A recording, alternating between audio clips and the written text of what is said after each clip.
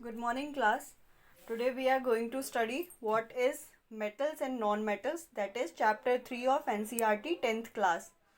Science का chapter है. इसमें हम लोग पढ़ेंगे आज मेटल्स क्या होते हैं, नॉन मेटल्स क्या होते हैं. उसमें हम गो थ्रू करेंगे. पहले हम देखते हैं कि इसकी प्रॉपर्टीज़ क्या हैं. इससे स्टार्ट करेंगे. ठीक है. फर्स्टली हम मेटल्स की प्रॉपर्टीज़ से स्टार्ट करते हैं. ठीक है. फिर हम दोनों को कंपेयर करेंगे कि how metals are different from non metals. ठीक है. तो अभी देखते हैं मेटल्स की कुछ फिजिकल प्रॉपर्टीज़ क्या हैं. अगर हमें मेटल्स को कंपेयर ग्रुप करना है या फिर कंपेयर करना है एक दूसरे से, तो हम उनकी पहले फिजिकल प्रॉपर्टीज़ के बारे में स्टडी कर लेते हैं. ठीक है. तो फिर कुछ पहले मेटल के सैम्पल्स ले लेते हैं जिसके बेसिस पे हम बता सकते हैं हाँ ये मेटल ऐसा होता है और ये नॉन मेटल ऐसा होता है, ये कैसे इससे डिफरेंट है और ये कैसे इससे सेम है. तो फिर देख लेते हैं कुछ सैम्पल्स. जैसे कि ये तो सारे मेटल्स कॉमनली हमारे घर में आसपास मिल जाते हैं हमें. Iron, copper, aluminium, magnesium, sodium, ये सारे मेटल्स इजीली मिल जाते हैं. Good morning class. Today we are going to study what is metals and what are non metals. ये चैप्टर 3 एनसीईआरटी का साइंस का 10th क्लास का चैप्टर 3 है, जिसमें हम क्या पढ़ेंगे, मेटल्स क्या होते हैं, नॉन मेटल्स क्या होते हैं. मेटल्स के बारे में फर्स्टली डिस्कस कर लेते हैं, फिर नॉन मेटल्स के बारे में करेंगे डिस्कस. ठीक है. इनसे गो थ्रू करते हुए हम इनको कंपेयर भी करना सीखेंगे कि कैसे एक दूसरे से ये डिफरेंट है. ठीक है. तो देखते हैं फिजिकल प्रॉपर्टीज़ मेटल की क्या होती हैं. The easiest way to start grouping substances is by comparing their physical property. हम एक सब्सटेंस को कैसे ग्रुप आउट कर सकते हैं, मतलब कैसे बता सकते हैं कि ये सारे एक ग्रुप में हैं और ये सारे अलग हैं, ये सारे अलग हैं, उनके फिजिकल प्रॉपर्टीज़ के बेसिस पे. तो कुछ मेटल के सैम्पल्स हम कलेक्ट कर लेंगे जो कि हमारे घर में नॉर्मली हमें मिल जाते हैं, इजीली अवेलेबल रहते हैं. जैसे कि iron, copper, aluminium, magnesium, sodium, these metals are easily available in our house. So इसे अगर हम हो सकता है तो ले लेंगे और इनके बेसिस पे हम देखेंगे कि ये सारी प्रॉपर्टीज़ इनमें हैं, मतलब ये मेटल्स में होती हैं, और इसे हम नॉन मेटल से कैसे डिस्टिंग्विश कर सकते हैं. ठीक है. तो फर्स्ट प्रॉपर्टी क्या होती है, metal in their pure state have a shining surface. Metal जब प्योर स्टेट में रहते हैं अपने, तो वो शाइनिंग सरफेस वो उनकी प्रॉपर्टी होती है. The property is called it metallic lustre. Lustre means चमकना. तो उनके पास जो खुद की चमकने की प्रॉपर्टी होती है उसको कहते हैं मेटेलिक लश्यर. वो उनकी एक प्रॉपर्टी होती है अगर वो अपने प्योर स्टेट में प्रेजेंट है तो. ठीक है. अगली प्रॉपर्टी देख लेते हैं.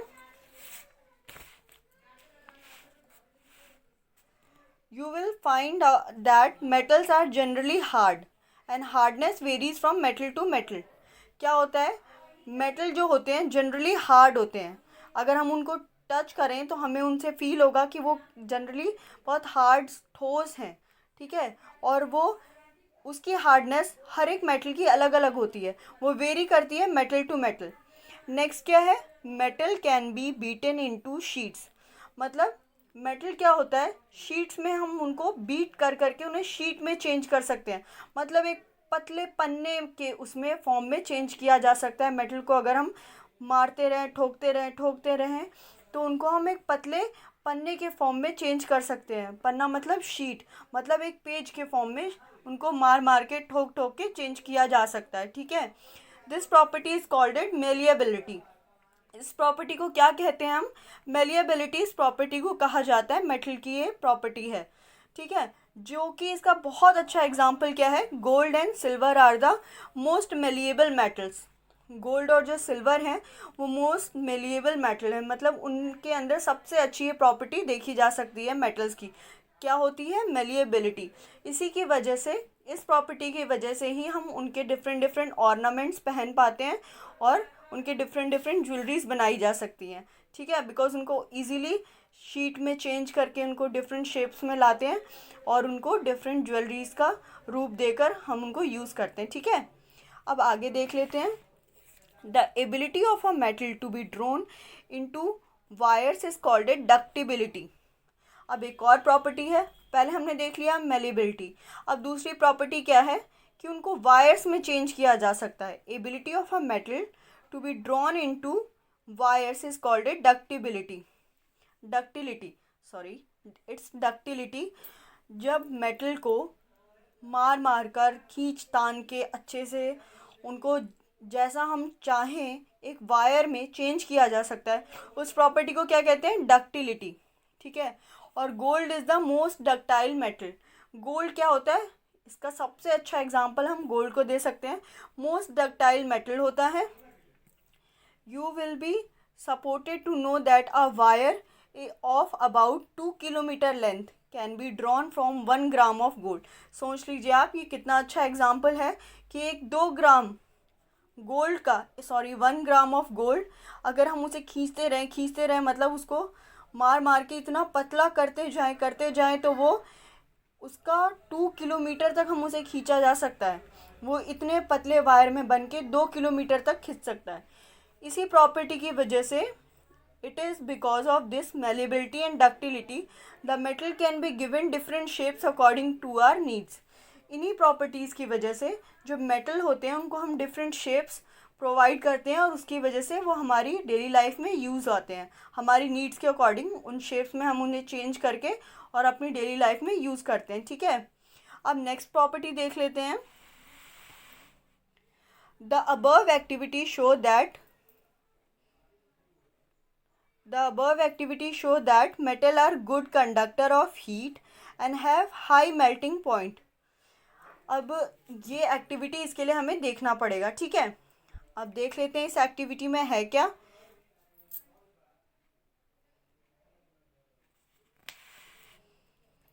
टेक अ अल्मुनियम और copper wire, clamp this wire on a stand as shown in 3.1 figure ये रही।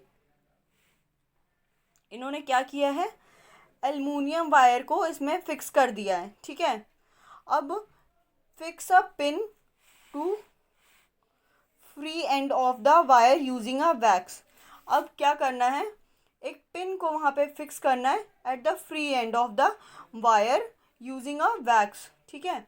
Heat the wire with the spirit lamp. उसको स्पिरिट लैम्प से हीट अप करना है with the help of candle और a burner. Place where it is clamped. जहाँ पे clamp करके रखा है वहाँ पे उसको हीट अप करना है। What do you observe after a time. आप क्या ऑब्जर्व करेंगे और अपनी ऑब्जर्वेशन इस पे लिखिए।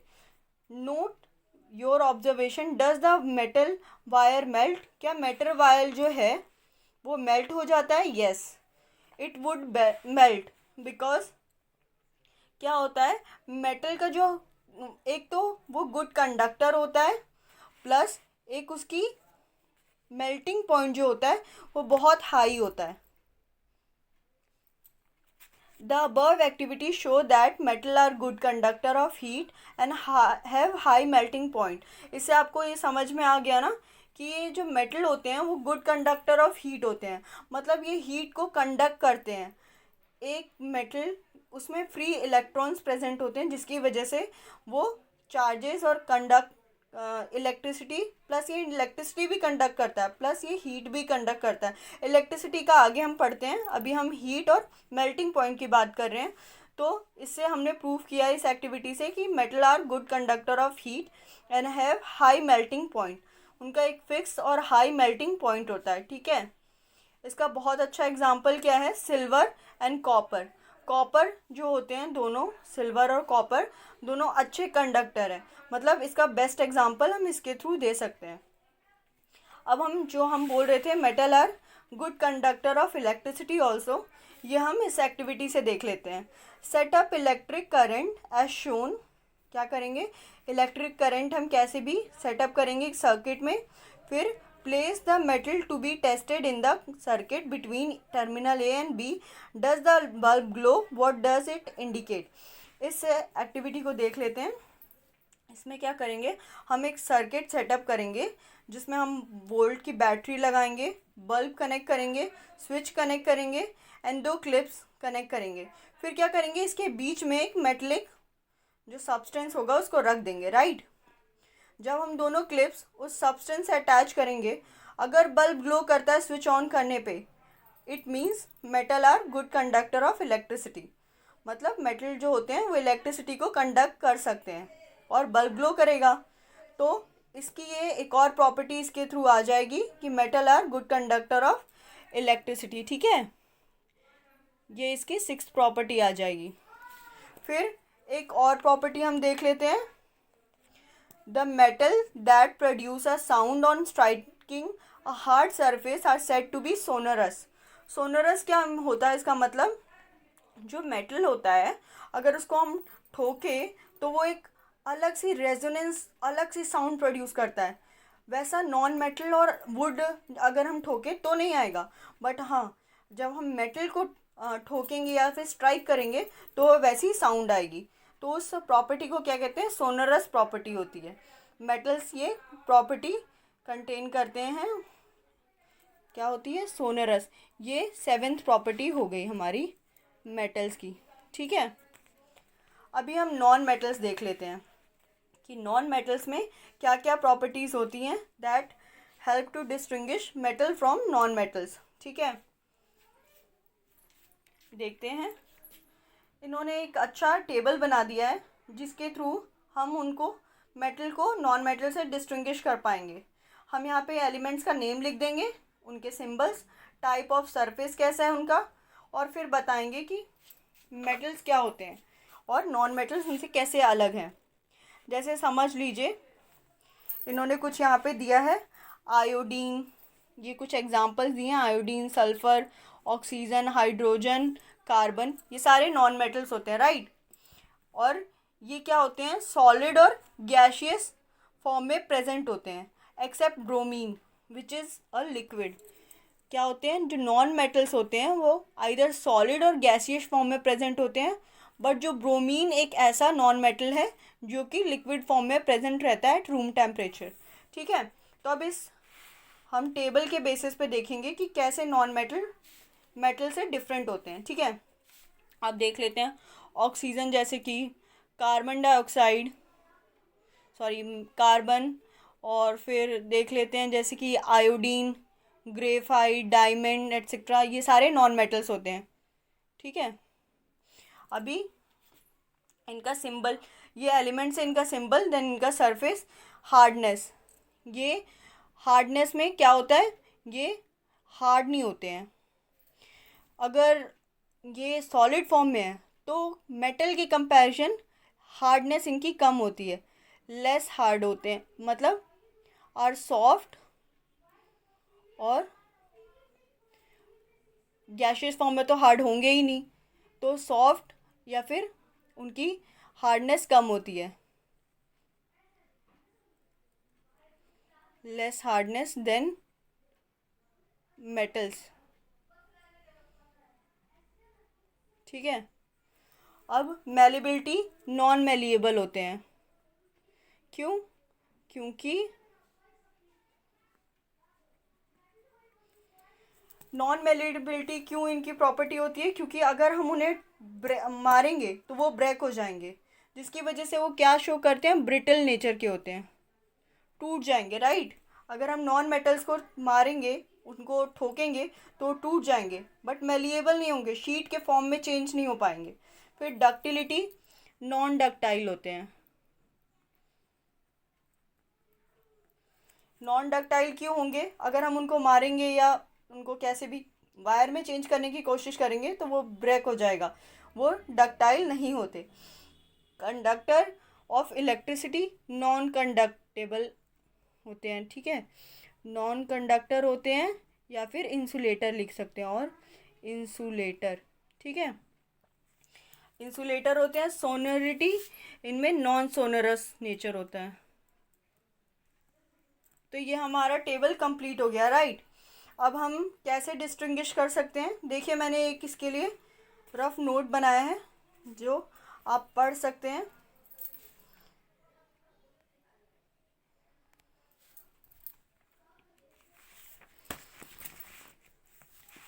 ये देखिए,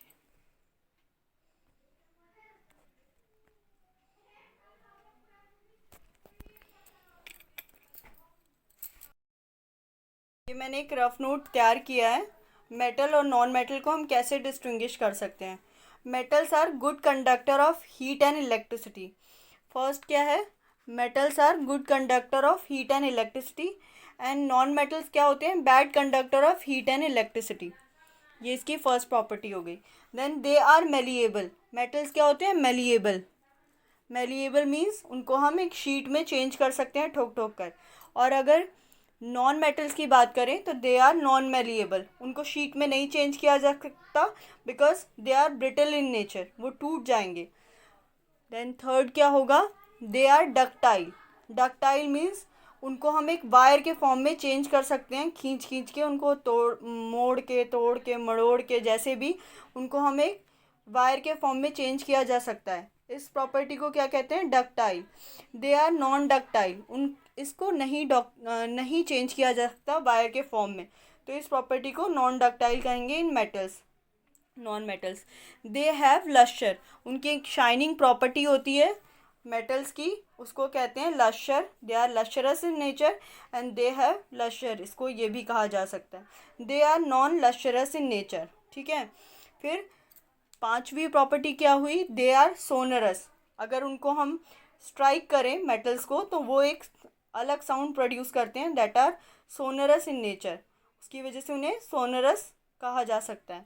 दे आर नॉन सोनरस, वो लोग वैसे ही साउंड प्रोड्यूस नहीं करते। कौन? Non metals. Solid at room temperature except mercury. Metals are solid at room temperature except mercury. Mercury सिर्फ एक ऐसा मेटल है जो कि सॉलिड नहीं रहता है रूम टेम्परेचर पे। They are solid at gaseous, solid और gaseous at room temperature except bromine. Non metals क्या होते हैं? सॉलिड रहते हैं या फिर गैशियस फॉर्म में रहेंगे, बट एक एग्जाम्पल ऐसा है, एक्सेप्शन, जो कि ब्रोमीन है। ये ऐसा एग्जाम्पल है जो कि एक्सेप्शन होता है नॉन मेटल्स में, जो कि लिक्विड फॉर्म में प्रेजेंट रहता है, ठीक है।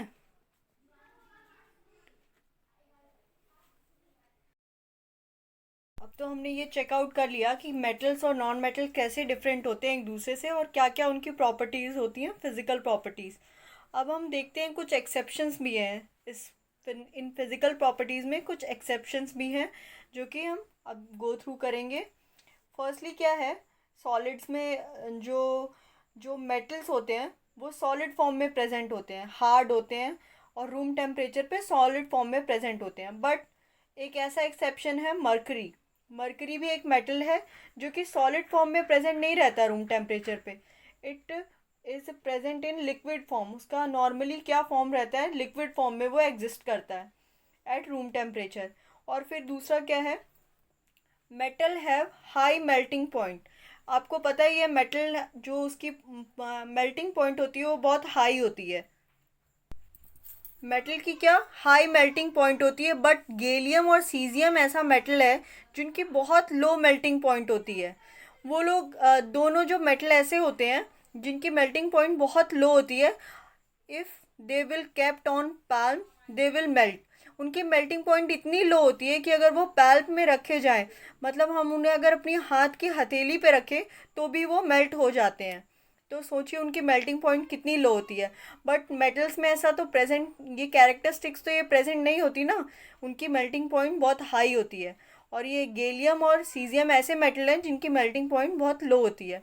फिर एक दूसरा एक्सेप्शन देख लेते हैं हम, क्या है? Iodine is a non metal but is lustrous. Iodine क्या है? नॉन मेटल है बट इन लश्चरस, उसके पास ये ऐसी प्रॉपर्टी होती है कि वो लश्चरस है। हमने क्या पढ़ा था? जो नॉन मेटल्स होते हैं वो नॉन लश्चरस नेचर होते हैं। आयोडीन एक ऐसा नॉन मेटल है जो कि लश्चरस होता है। तो ये एक ऐसा एग्जाम्पल है जो कि एग्जेप्शन करता है कि नॉन मेटल जो होते हैं लश्चरस होते हैं, ये ऐसा डिनोट करता है, बट ऐसा नहीं है। देखिए अब दूसरा एक्सेप्शन क्या है? Diamond is a allotrope of carbon. Diamond क्या होता है? एक एलोट्रोप है, मतलब कार्बन का एक फॉर्म है। Is the hardest natural substance known और has a very high melting and boiling point. अब हमने नॉन मेटल्स में क्या पढ़ा था कि वो हार्ड नहीं होते, दे आर सॉफ्ट और इन गैशियस फॉर्म, तो उनमें कोई हार्डनेस और ऐसी प्रॉपर्टी तो प्रेजेंट ही नहीं होती है। बट एक नॉन मेटल ऐसा भी है जैसे कि डायमंड, जो कि बहुत हार्डेस्ट सब्सटेंस है, मतलब इस वर्ल्ड में जो हार्डेस्ट सब्सटेंस है वो डायमंड को माना जाता है और उसकी मेल्टिंग पॉइंट और बॉइलिंग पॉइंट बहुत हाई है। तो एक ऐसा एक्सेप्शन है। And graphite is another allotrope of carbon is a conductor of electricity.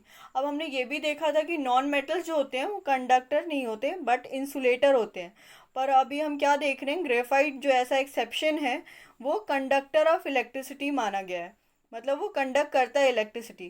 तो ये ऐसा एक एक्सेप्शन ही तो है ना। फिर देख लेते हैं एल्कली मेटल्स जैसे कि lithium, sodium, potassium.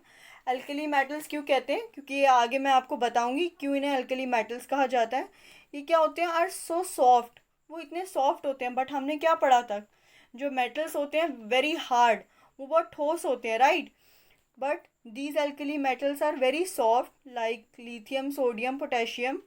They can be cut with the knife, वो नाइफ से भी काटे जा सकते हैं, और उनकी जो डेंसिटी होती है वो बहुत लो होती है और मेल्टिंग पॉइंट भी बहुत लो होता है। तो ये एक ऐसे एक्सेप्शंस हैं जो कि प्रेजेंट है मेटल्स और नॉन मेटल्स में। आगे हम पढ़ लेते हैं कुछ इनके क्वेश्चंस, ठीक है। जैसे कि example is a liquid at room temperature, इनके एक एक एग्जांपल देने हैं।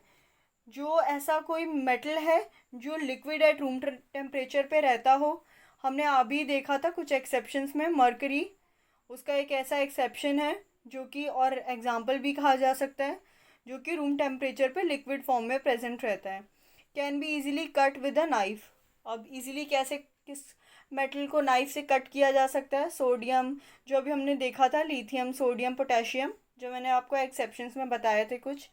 फिर is the best conductor of heat, is the best conductor of heat, उसका एग्जांपल क्या हो सकता है, जैसे कि आयरन, ये सारे बेस्ट कंडक्टर, अच्छे कंडक्टर होते हैं ना हीट के, कॉपर, एल्युमिनियम, सिल्वर।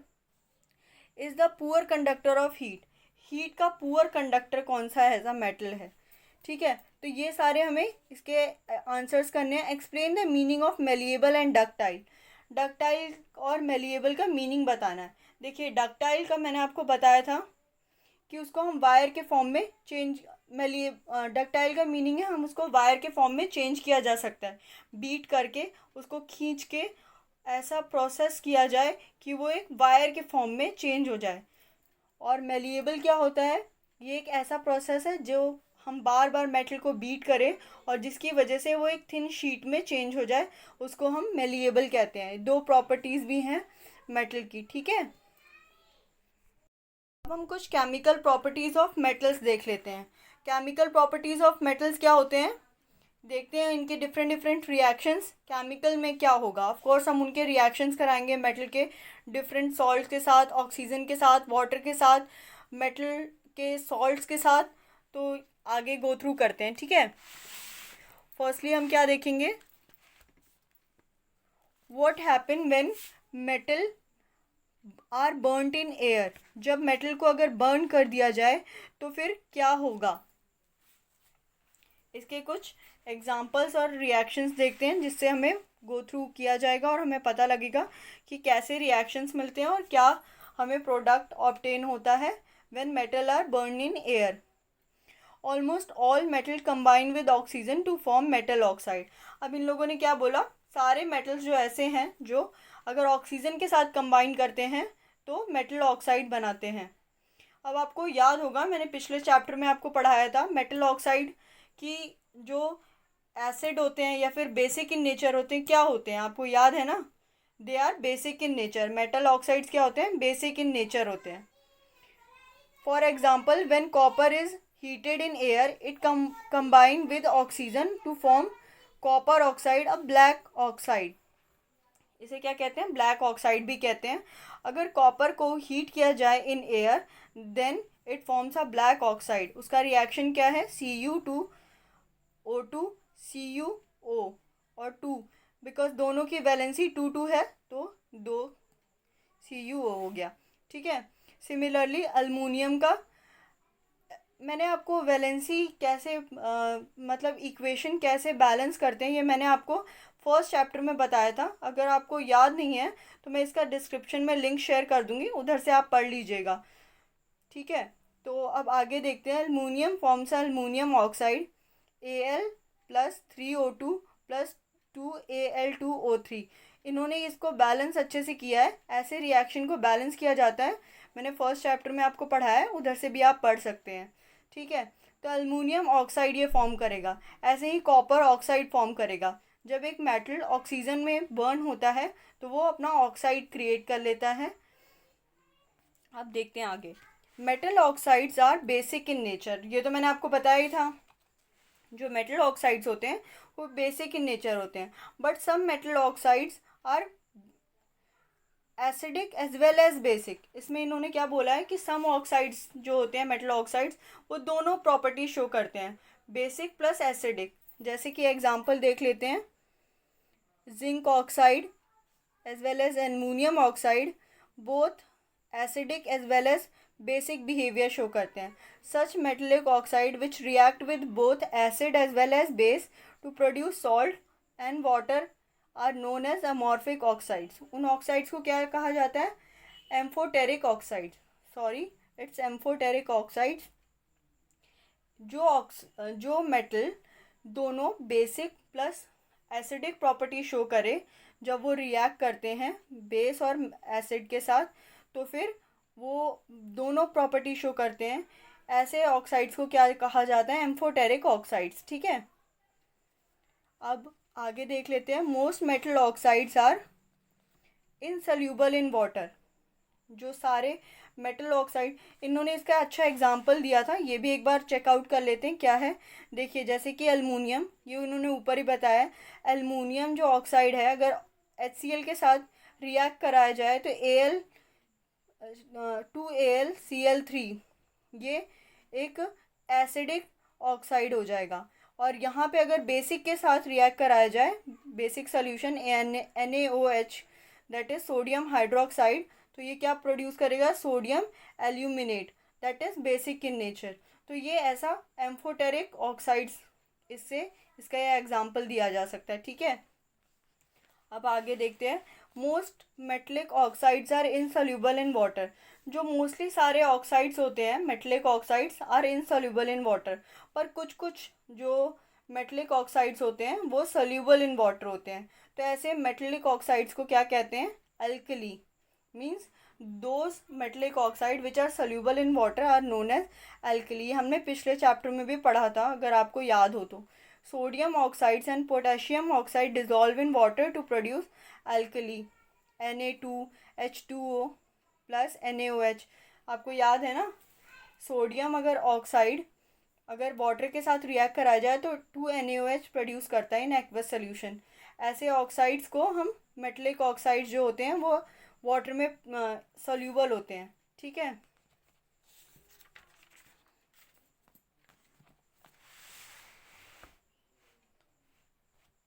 अब मैं कुछ आपको अलग चीज़ बताऊंगी, जैसे कि metal such as potassium and sodium react so vigorously that they catch fire if kept in open.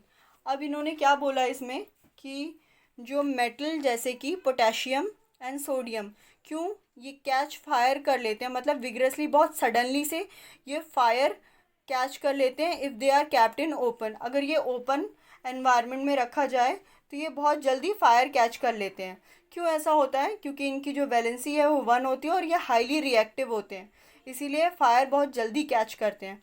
Hence to protect them from any accidental fire they are kept in immersed in kerosene oil. तो उन्हें इसलिए kerosene oil के अंदर डुबा कर रखा जाता है, ठीक है। अब हम ये देखेंगे कि कुछ जो एनोडाइजिंग प्रोसेस के थ्रू हम कैसे ऑक्साइड्स जो बनते हैं वो कोरोड होने लगते हैं बाद में, तो वो मेटल की प्रॉपर्टी ख़राब करने लगते हैं। तो उस ऑक्सीडेशन से कैसे हम मेटल को बचा सकते हैं, ये एक प्रोसेस है। जैसे कि anodising is a process of forming a thick oxide layer of aluminium. Anodising क्या है? एक प्रोसेस है जिसमें हम थिक ऑक्साइड, मतलब मोटा ऑक्साइड बना सकते हैं लेयर का, एल्युमिनियम का। Aluminium develops a thin oxide layer when expose to air. Aluminium कैसा मेटल होता है? कैसा मेटल होता है जो कि इजीली ऑक्साइड फॉर्म कर लेता है, थिन मतलब पतला सा एक ऑक्साइड की लेयर फॉर्म करता है if they are expose to air. This aluminium oxide coat make resistance to further corrosion. अब क्या करता है, इसके अंदर तो प्योर करो, इसके अंदर तो मेटल जो होता है, ये पूरा मेटल है अंदर, बट ऊपर जो सरफेस होता है इसका, ये जो सरफेस है, इस पे ये ऑक्सीडेशन कॉज करता है। ऑक्सीडेशन कॉज करके एक थिन सी लेयर बना लेता है, और जो कि फर्दर कोरोशन से रेजिस्टेंस देता है, मतलब फर्दर कोरोशन से बचा लेता है, और अंदर का जो मेटल होता है वो प्रोटेक्टेड रहता है। ठीक है, तो इस प्रोसेस को हम यूज़ करते हैं कि दूसरा जो मेटल, और सारे मेटल्स में भी यूज़ करते हैं कि अंदर का जो मेटल है वो करोड होने से बच सके, और ये एक फाइन फिनिशिंग और अट्रैक्टिव लुक भी देता है। बिकॉज एल्युमिनियम जो होता है वो थोड़ा सा लस्टरस प्रॉपर्टी शो करता है, तो इसकी वजह से हम डिफरेंट ऑर्नामेंट्स और डिफरेंट अट्रैक्टिव चीज़ें बनाते हैं। ठीक है, अब हम देख लेते हैं कि क्या होगा अगर मेटल जो है वो वाटर के साथ रिएक्ट करेगा, तो फर्दर उसमें क्या रिएक्शन वो शो करेगा और क्या प्रोडक्ट प्रोड्यूस करेगा। ठीक है, तो इसमें हम आगे देखते हैं क्या होगा। Metal plus water is equal to metal oxide plus hydrogen. अगर एक मेटल वाटर के साथ रिएक्ट करे तो वो क्या बनाता है, metal oxide plus hydrogen gas produce करेगा। ठीक है, मेटल ऑक्साइड्स तो हमने पहले भी देखा कि मेटल ऑक्साइड्स क्या होते हैं। They are basic in nature. Some metal oxides are soluble in water, some are not soluble in water. कुछ उनकी प्रॉपर्टीज हमने पहले देखी। अब मेटल ऑक्साइड अगर वाटर के साथ फिर से रिएक्ट करे तो मेटल हाइड्रोक्साइड बनाएगा। ठीक है, मेटल ऑक्साइड अगर फर्दर वाटर के साथ रिएक्ट करे तो मेटल हाइड्रोक्साइड बनाएगा। कुछ इसके एग्जांपल्स देख लेते हैं। अगर जैसे कि ये K+2H2O KOH बेसिक सोल्यूशन दे रहा है, देन मैंने आपको पहले ही बताया था metal oxides are basic in nature, और H2 gas plus heat energy produce करेगा, मतलब वो हीट भी इवॉल्व करता है। अब मैंने आपको बताया था कि जो पोटेशियम होता है वो ऐसा मेटल होता है जो इजीली जो कैच कर लेता है फायर को। ठीक है, तो वो of course heat energy produce करेगा। ऐसे ही मैंने सोडियम का दोनों का साथ में एग्जांपल दिया था, तभी उन्हें कैरोसिन ऑयल में इमर्स करके रखा जाता है, तो वो दोनों हीट एनर्जी प्रोड्यूस करते हैं। बट अगर हम कैल्शियम के बारे में देखें तो calcium plus 2H2O CaOH2 calcium hydroxide बनाएगा plus H2।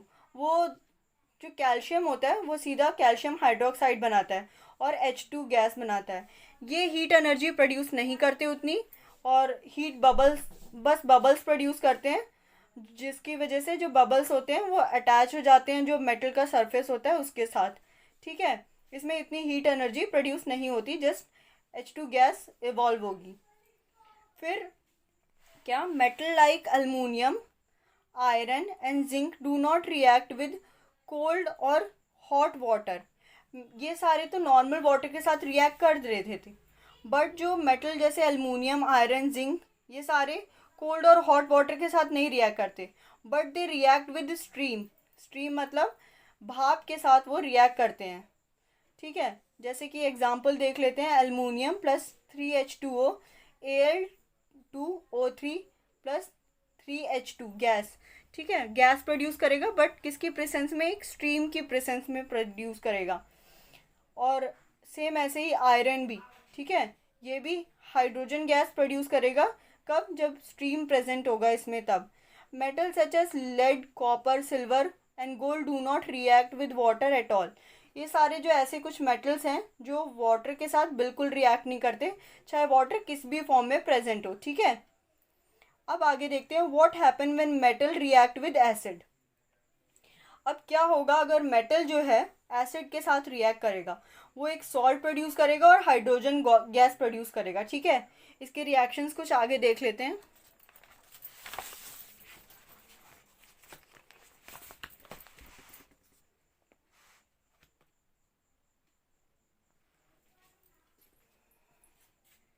Right equation reaction of magnesium, aluminium, zinc and iron with dilute hydrochloric acid. अब इन्होंने बोला कि हम नहीं लिखेंगे, आप खुद ही लिख के देखिए। मैग्नीशियम, एल्युमिनियम, जिंक, आयरन, ये कुछ ऐसे मेटल हैं जिनको hydrochloric acid, dilute hydrochloric acid के साथ लिख के देखिए, और देखिए क्या रिएक्शन होता है और क्या प्रोड्यूस होता है। ठीक है, तो ये मैंने कुछ रिएक्शंस इनके लिखे हैं, आगे देखते हैं इसमें क्या होता है। ठीक है, Mg plus 2HCl is equal to MgCl2 plus H2। ये एक हाइड्रोजन गैस प्रोड्यूस करेगा और एक सॉल्ट प्रोड्यूस करेगा। ठीक है, फिर aluminium plus 6HCl aluminium Cl3 plus H2 hydrogen gas produce कर रहा है ना, एक सॉल्ट प्रोड्यूस कर रहा है। ठीक है, Zn प्लस 2HCl ZnCl2H2 एक सॉल्ट प्रोड्यूस कर रहा है, hydrogen gas. Same with iron 2HCl plus FeCl2H2। ठीक है, तो ये क्या प्रोड्यूस करेंगे, एक हाइड्रोजन गैस प्रोड्यूस करेगा, गैशियस फॉर्म में होगा, और एक सॉल्ट प्रोड्यूस करेगा, दैट आर। अब देख लेते हैं कि इसमें इन्होंने क्या बोला कि मैग्नीशियम, एल्युमिनियम, जिंक, आयरन, इन सबको डिल्यूट हाइड्रोक्लोरिक एसिड के साथ रिएक्ट करा के देखिए और ऑब्जर्वेशन क्या होती है उसके बाद हमें बताइए। तो हमने देखा कि Cl2 गैस, जो Cl2 था वो जो मेटल के साथ मिलके एक सॉल्ट बना देता है ना, हाइड्रोजन गैस प्रोड्यूस कराता है। फिर hydrogen gas is not evolve when a metal react with nitric acid. अब इन्होंने बोला कि HCl डिल्यूट HCl के साथ तो हाइड्रोजन गैस निकल रहा था, बट जो हाइड्रोजन गैस है वो नाइट्रिक एसिड के साथ नहीं निकलेगा। अगर हम HCl की जगह नाइट्रिक एसिड रखेंगे तो हाइड्रोजन गैस नहीं निकलेगा। ऐसा क्यों? ऐसा इसलिए होता है क्योंकि ये HNO3 जो नाइट्रिक एसिड होता है एक स्ट्रॉन्ग ऑक्सीडाइजिंग एजेंट होता है, जो कि क्या करता है, H2 ऑक्सीडाइज हो जाता है और प्रोड्यूस करता है और क्या प्रोड्यूस करेगा, वाटर प्रोड्यूस कर देगा, और उसकी वजह से जो नाइट्रोजन ऑक्साइड बन जाएगा या फिर NO या फिर NO2। ठीक है, ये अपने आप को रिड्यूस कर लेते हैं और जो H2 है वो ऑक्सीडाइज करके H2O बना लेता है। ठीक है, बट जो मैग्नीशियम है उसमें ऐसा नहीं होता। मैग्नीशियम और जो मैग्नीस ऐसे मेटल हैं जो कि रिएक्ट करते हैं HNO3 के साथ, और डिल्यूट HNO3 होना चाहिए, और फिर प्रोड्यूस करेंगे H2 गैस। HNO3 भी होगा बट वो डिल्यूट होगा, तो फिर वो H2 गैस प्रोड्यूस करेंगे। ठीक है, अब देखते हैं एक्वा रीजिया। ये आपको पता है कैसा सोल्यूशन होता है? एक्वा रीजिया रॉयल वाटर भी माना जाता है, इसको लैटिन वर्ड में रॉयल वाटर भी कहते हैं। ये ऐसा क्यों होता है? ये एक फ्रेशली प्रिपेयर्ड मिक्सचर होता है जो कि कंसनट्रेटेड हाइड्रोक्लोरिक एसिड और कंसनट्रेटेड निट्रिक एसिड का रेशो होता है 3:1 में। ठीक है, इसमें क्या होता है, HCl और कंसनट्रेटेड निट्रिक एसिड होता है, दैट इज HNO3 और HCl दोनों का मिक्सचर होता है। किस रेशो में होता है? 3:1। It can dissolve gold even through neither of these acid can do so alone. मतलब जो गोल्ड होता है ये इसको भी डिज़ोल्व कर देता है, बट क्या HCl अकेला इसको डिज़ोल्व कर सकता है? या फिर क्या HNO3 इसको अकेला डिज़ोल्व कर सकता है? नहीं, ना HCl ना HNO3 अकेले इसको दोनों में से कोई डिज़ोल्व नहीं कर सकता। बट अगर इनको दोनों को कंसनट्रेटेड फॉर्म में 3:1 में मिक्स करके किया जाए तो फिर गोल्ड को डिज़ोल्व किया जा सकता है। Same with platinum. ये ऐसे दोनों जो मिक्सचर बनाते हैं वो किसी भी चीज़ को कोरोड कर सकता है, कोरोसिव इन नेचर होता है, और फ्यूमिंग लिक्विड होता है, मतलब थोड़ा धुंधला दिखता है। ठीक है, और ये ऐसे रिएजेंट होते हैं जो कि गोल्ड और प्लैटिनम को भी डिज़ोल्व किया जा सकता है जिसकी मदद से। ठीक है, अब आगे देखते हैं how do metal react with solution of other metal salts. इन्होंने क्या कहा इसमें कि जो मेटल होते हैं अगर उनको किसी और मेटल सॉल्ट के साथ रिएक्ट कराया जाए तो वो कैसे बिहेव करेंगे, क्या रिएक्शन उसमें शो करेगा। देख लेते हैं आगे क्या होता है। Reactive metal can displace less reactive metal from there compound in solution of मॉल्टन form. इन्होंने इसमें क्या बोला, reactive metal can displace less reactive metal from there compound in solution और मॉल्टन फॉर्म।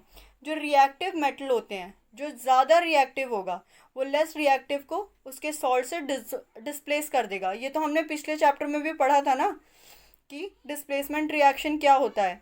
जो ज़्यादा रिएक्टिव मेटल होगा लेस रिएक्टिव मेटल को displace कर देगा उसके सॉल्ट से इन अ मॉल्टन और सोल्यूशन फॉर्म। ठीक है, अब हम एक सीरीज़ देख लेते हैं। ये एक सीरीज़ है जो कि बताती है कि कौन कितना ज़्यादा रिएक्टिव है। पोटेशियम, सोडियम, कैल्शियम, मैग्नीशियम, ये जो सारे फॉर्म्स हैं, ये मॉल्टन स्टेट में बहुत रिएक्टिव रहते हैं, मतलब ओपन एयर में या फिर कैसे भी फॉर्म में बहुत रिएक्टिव रहते हैं, और इनकी रिएक्टिविटी लेस होती जाती है ऐसे ऑर्डर में, ठीक है। रिएक्टिविटी डिक्रीज हो रही है, स्टार्टिंग में ये सबसे ज़्यादा रिएक्टिव, फिर कम ऐसे डिक्रीज होती रहती है इनकी रिएक्टिविटी। अब इसका एक एग्जांपल देख लेते हैं हम लोग कि इसका क्या रिएक्शन का एग्जांपल देख लेते हैं, ठीक है। देखिए, जैसे ये एक मेटल है और ये एक मेटल सॉल्ट है, अगर दोनों को हमने रिएक्ट कराया तो Fe ज़्यादा रिएक्टिव है या फिर कॉपर ज़्यादा रिएक्टिव है, इन दोनों की रिएक्टिविटी के अकॉर्डिंग ये अपने आप को डिस्प्लेस करेंगे, ठीक है। तो हमने इस रिएक्टिविटी चार्ट में क्या देखा है कि आयरन ज़्यादा रिएक्टिव है देन कॉपर। ये हमने देखा ना, आयरन पहले आता है नंबर में, देन कॉपर आता है, तो आयरन ज़्यादा रिएक्टिव है देन कॉपर। इसलिए इसमें अब इन्होंने ये एक्टिविटी इसी के लिए दिखाई है कि ये एक ग्लास जार है और ये एक और है टेस्ट ट्यूब, दोनों क्या कंटेन कर रहे हैं, ये कॉपर सल्फेट कंटेन करता है टेस्ट ट्यूब, एंड ये आयरन सल्फेट करते हैं कंटेन। अब इसमें क्या आयरन की नेल डाली हुई है, ठीक है, कॉपर वाले में आयरन की नेल डाली है और इसमें कॉपर की वायर डाली है, ठीक है। तो जो आयरन की नेल डाली है, क्या उसमें रिएक्शन चेंज होगा, कुछ और सॉल्ट बनेगा? यस ऑफ कोर्स, उसमें सॉल्ट बनेगा क्योंकि डिस्प्लेसमेंट रिएक्शन हो जाएगा। कॉपर लेस रिएक्टिव है, आयरन ज़्यादा रिएक्टिव है, तो वो अपने आप को डिस्प्लेस कर लेंगे एक दूसरे से, एंड ये रिएक्शन इसमें टेक प्लेस करेगा जो मैंने आपको अभी नीचे बताया। FeSO4 बन जाएगा एंड कॉपर अकेला रह जाएगा डिस्प्लेस होकर। क्या इसमें कुछ चेंजेस होंगे? नो, इसमें कोई चेंजेस नहीं होंगे क्योंकि FeSO4 है सॉल्यूशन, और जो ये कॉपर की वायर है, कॉपर लेस रिएक्टिव होता है, तो कोई चेंजेस नहीं होंगे, ना कोई डिस्प्लेसमेंट होगा, ठीक है। मैंने आपको ये चैप्टर हाफ में कंप्लीट किया है, आप मेरे इस चैप्टर को आगे कंटिन्यू देख सकते हैं नेक्स्ट पार्ट में।